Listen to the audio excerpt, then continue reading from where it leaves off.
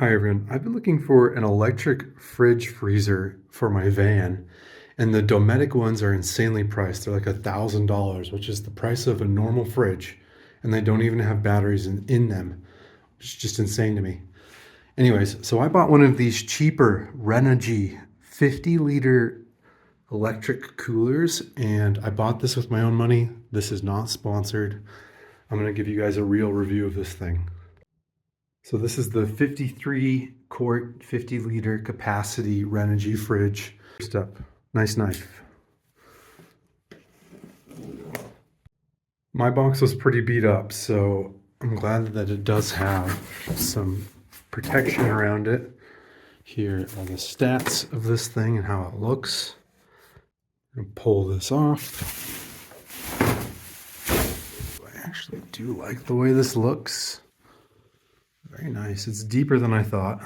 I'm gonna pull this out.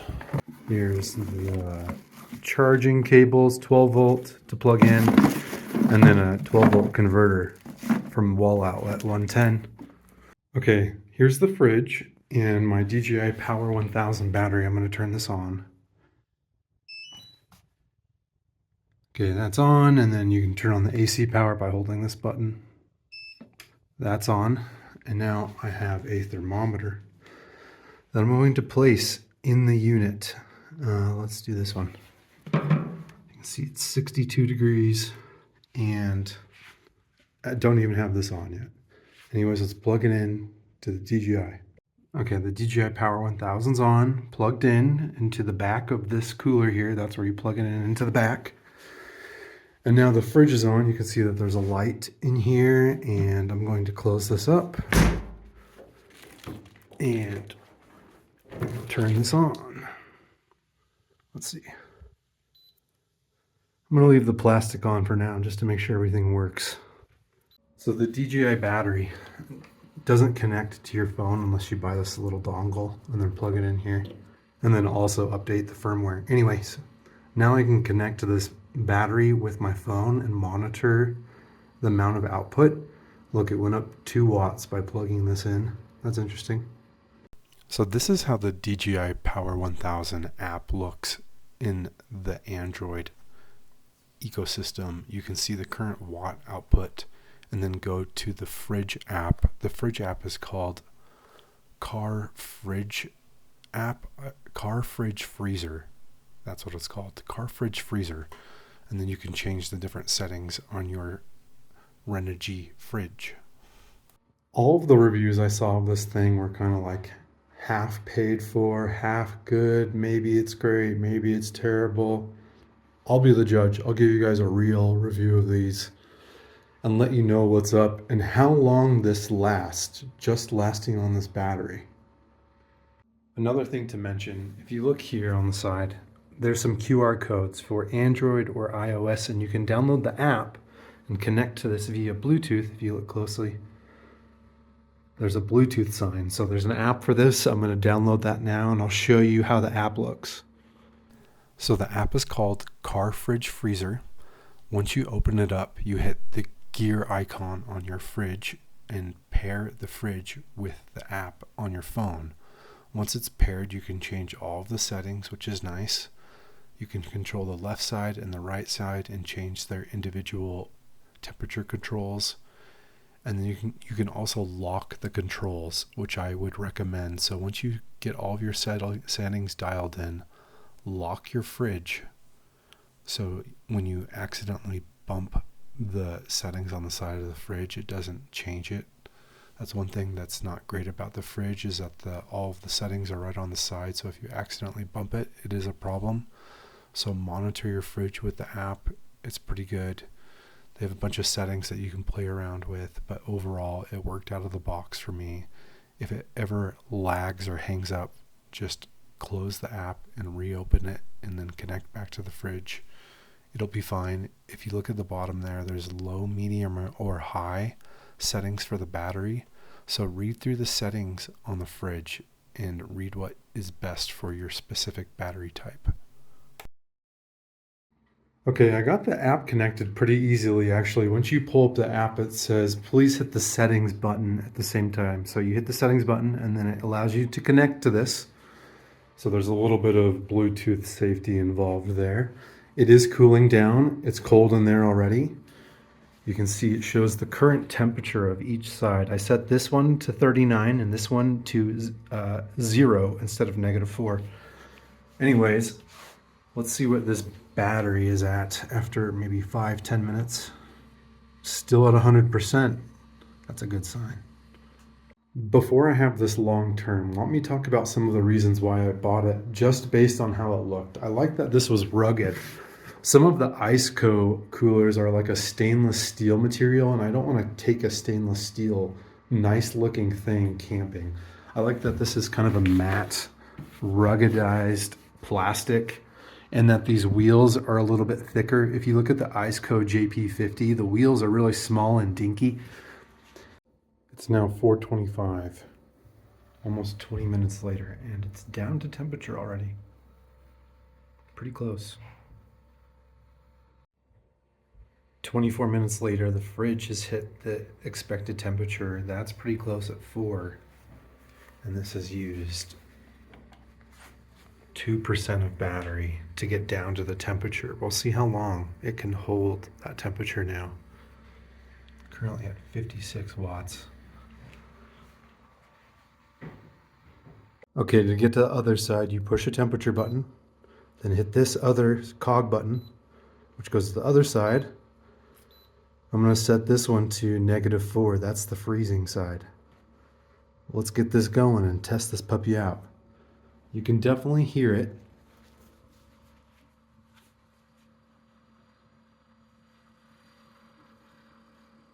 It has an LG compressor, allegedly.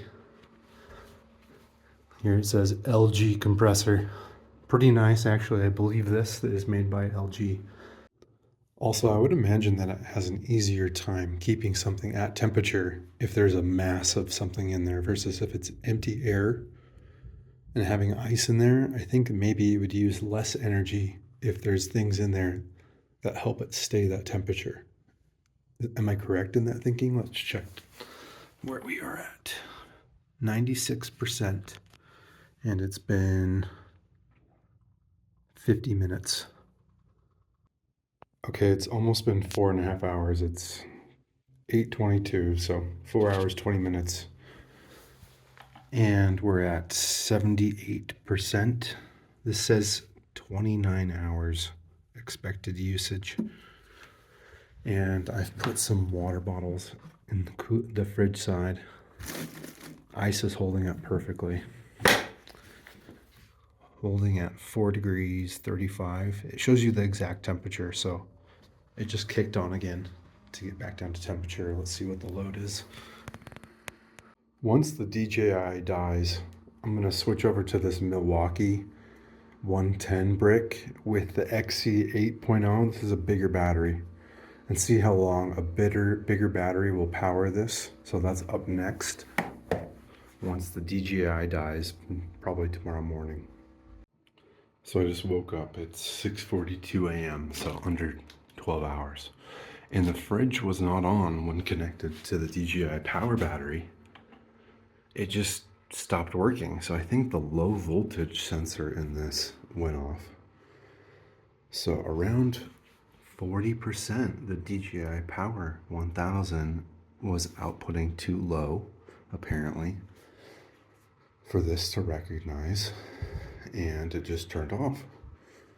I thought it maybe the compressor died overnight, but I plugged it in and it turned on. And it's 13 degrees on the ice side, 37 on the other. Yeah, ice is still ice. Just to show you. So it's not turning on. It is plugged in, and the battery's at 39%. So it should have battery, but apparently it can't output high enough to turn the fridge on. So that is a problem. For overnight usage, it didn't even make it 12 hours for this gigantic battery, even though it still has battery.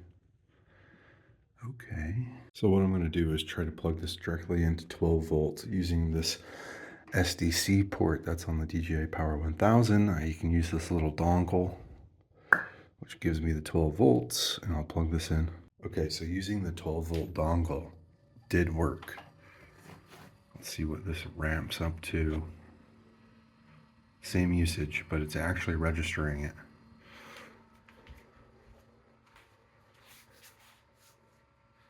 So if you're going to power one of these fridges, the AC doesn't go high enough eventually, and you'll need one of these 12 volt inverters to continuously power a fridge overnight.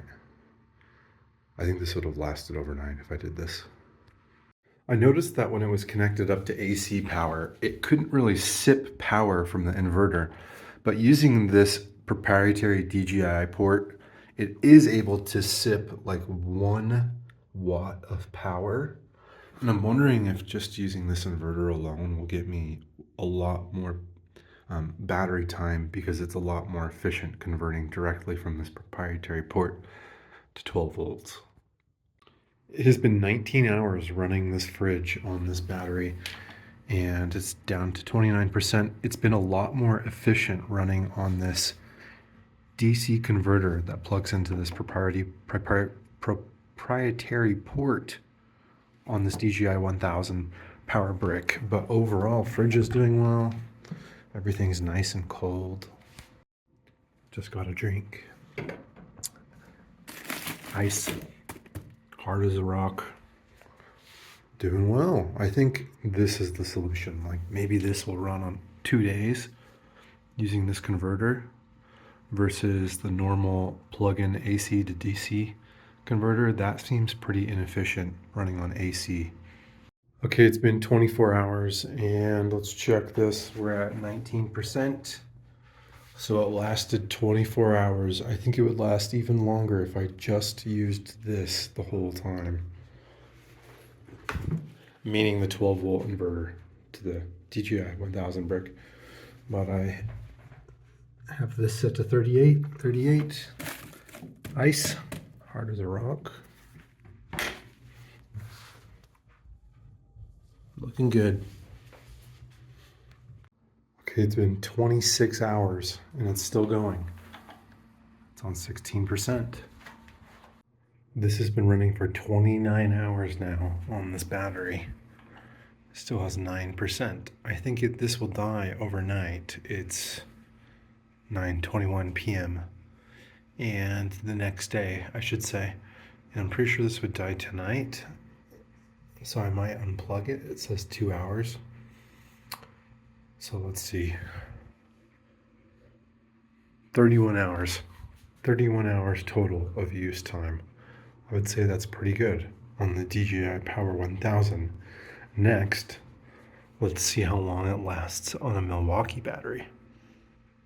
Okay, I have this Renogy fridge hooked up to my Milwaukee inverter, and I'm going to power this on. This is fully charged. That's on. I just heard this beep. Let's turn this on. So it is powering it. Let's see how long this battery setup runs this. Currently, I already have ice on this side and a bunch of water at room temperature. It's 62 degrees. This says 58 and 32. We're gonna let it sit and see how long it can run on this Milwaukee XC 8.0 battery. Okay, we're at 2 hours on the Milwaukee battery. Oh, it's still at 2 bars. I'm gonna leave it. Maybe it'll last 3 hours, we'll see.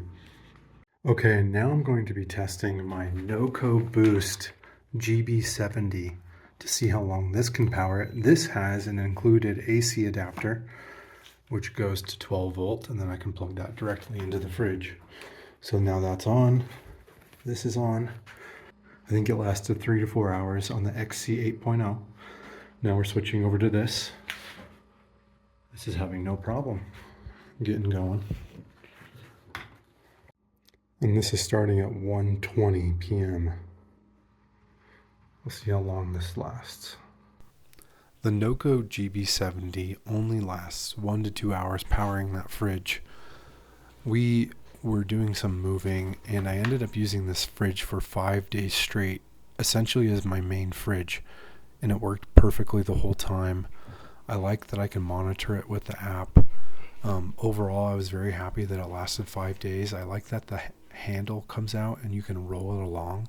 Here's how I use this as a UPS. So I have the powering cable from my 12 volt going into the DJI 1000 power battery, and then I have the power out going from there to my fridge, and that worked perfectly for a few days straight. Actually, I can power the battery when I am driving to top off the DJI Power battery, and then I can use this NOCO battery just as a spare battery to power it on the side when I need it. Anyways, thanks for watching. Please like and subscribe. Appreciate it.